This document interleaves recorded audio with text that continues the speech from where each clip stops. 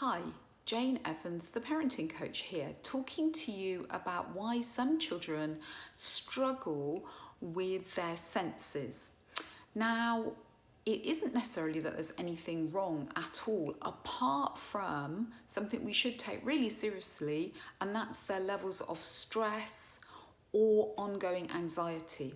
Because what happens when a child is in a heightened level of ongoing stress and they can't come back to a sense of safety and calmness is that often every single one of their senses, so their sight, so how they visually take in information, their sound, what they're hearing from the environment, their smell, what they're receiving in as smell, which has a big emotional content with it, taste, again, big emotional connection between taste and our feelings, and also touch on the body can be really ramped up, so that on a day, think of yourself, on a day when stress levels are super high, then incoming information into the body and brain via the five senses, but also the body sense, can just feel like too much. So sounds are too loud, they really grate.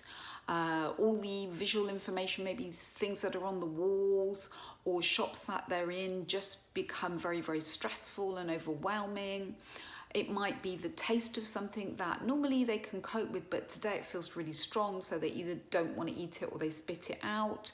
It may be a way that, often their body is touched or held or moved, and suddenly it just becomes intolerable to them.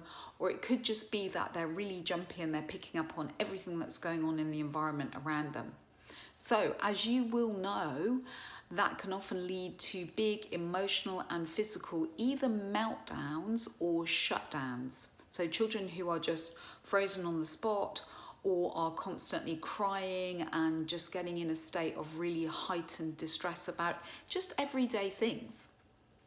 And what can also happen is that for some children, when they are in this state of high anxiety and lots of stress, and they can't relax and they can't feel emotionally and physically safe again, actually the sensory information that comes in that's bombarding them takes them into complete shutdown. So a kind of sensory underwhelm rather than overwhelm.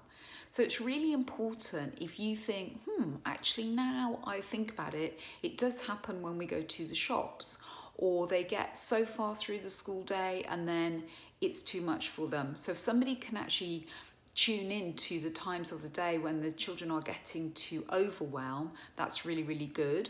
Or particular rooms or situations, maybe if they have to go into school assembly, I can imagine that would be a very big sensory experience.